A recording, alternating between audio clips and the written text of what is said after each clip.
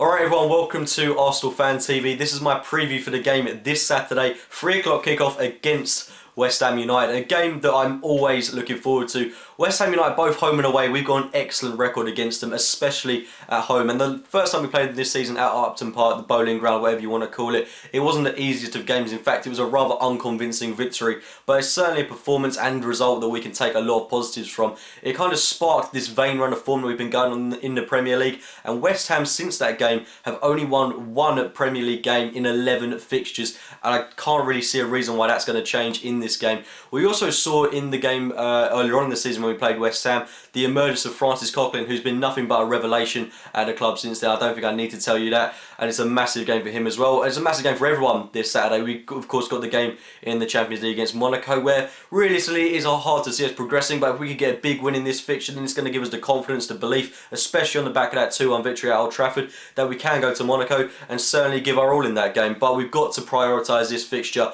against West Ham. They're certainly a depleted side at the moment. They are absolutely...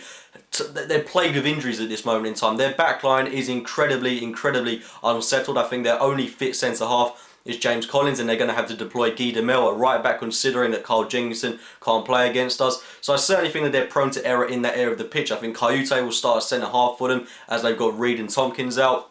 And that's certainly an area of the pitch that I think Alexis Sanchez, Danny Welbeck, Olivier Giroud, Theo Walcott, I'd like to see him start in this game, can expose, and I really do think we should be doing that. The midfield is certainly where I think the game is going to be won in my eyes. They've got players such as, like I've already mentioned, Kayute, but I do predict that he'll start in centre-half for them, similarly to how he did against Man United, where ironically he did manage to get a goal in that game, a good goal at that. But I think if Alex Song is fit, apparently he's got a niggle in this game, another player that's on the injury list for West Ham, a very robust centre midfielder. We obviously know everything we need to know about Alex. Very good going forward, can track back as well, and he can cause problems in the middle of the park. Although earlier on when we played West Ham, he didn't have the best of performances, even though he did score that disallowed goal very early on in the game. But I do think coming back to the Emirates, if he is to play, he'll be very fired up for this fixture. But it's really a question of whether Sam Allardyce is going to play him or rest him if he is carrying a knock. Up top is obviously the evident threat for West Ham. From West Ham, should I say. Stuart Downing playing in that number 10 role has been absolute quality for West Ham all season, getting goals, getting assists, and he certainly seems to have found home in that position. But as well as that, Enner Valencia and Sakho up top. Both of these players can be very effective when played in their right position, especially Sakho, who I think, despite having the lower price tag to Valencia, I think he's been the better player out of the two, and Valencia might not even feature in this game after picking up a surprise injury after treading on a broken teacup. So it'll be interesting to see how they line up, but nonetheless, we can't underestimate the threat they've got going forward. Players like Sakho that are going to run the likes of Mertesacker. And Mertesacker, an excellent game at Old Trafford, and there's no reason for him to not replicate that performance. I'd expect another solid game from him, and he showed the belief and the confidence that he can cement his place in that centre-half position as Gabriel is coming back into the squad sooner rather than later. So it's a big game for us, certainly a big game against West Ham United, but we do have that excellent record we can take confidence from. This West Ham side is absolutely lavish in injuries. We may even see some very young players. I think someone called Reece Oxford is a player tipped to maybe have a game for West Ham against us, which would be interesting to see. I mean, they certainly don't have the best of luck against us, and I honestly can't see any reason why that's going to change in this fixture. But we've had the win against Man United at Old Trafford. We can beat West Ham United at home, I would expect, and then we've got that game against Monaco. So a very good potential run of fixtures if we can get the right results, and hopefully we put in a good performance in this game. And I want to see Theo Walcott start.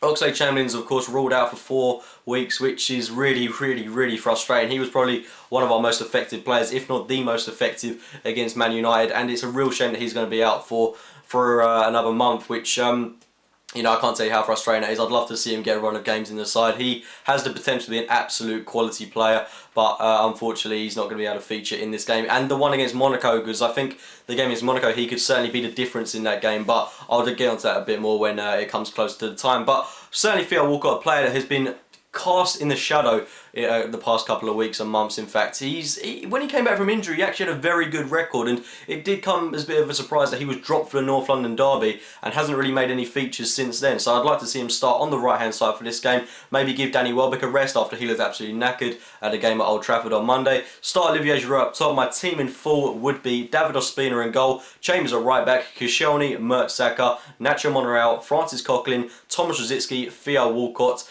Mesut Ozil, Alexis Sanchez and Olivier Giroud in that striking role. Very good team, a lot of rotation within the side. Rosicky coming in, of course. Chambers and Monreal, I think, should start at fullback. I think we're going to need attacking threat against Monaco, so Bellerin and Gibbs, I think, would be more suitable for that game because we've got nothing to lose, so we might as well go all-out attack in that fixture. But this is certainly a game where we've got to be stable defensively. They do have a very good threat going forward, like I've already mentioned, in Sacco and Valencia. They've also got a Malfitano coming back into the squad, and I haven't even mentioned Nene, who could potentially cause us a threat in this game. But it's certainly going to be a fun and fascinating game from our point of view, and I think that it's a game that we should be expecting nothing less than 3 points. Of course, we've got this game, we've got the game against Monaco, then we've got a very difficult trip to St James's Park against Newcastle. We've got to be getting maximum points on the board this Saturday. I'm confident we will. I'm going for a 3-0 win to Arsenal, feeling very confident. Leave your score predictions in the comments box below. Subscribe to Arsenal Fan TV, check out my own channel, AFC Game by Game. Like the video if you've enjoyed it, and I will speak to you soon, guys.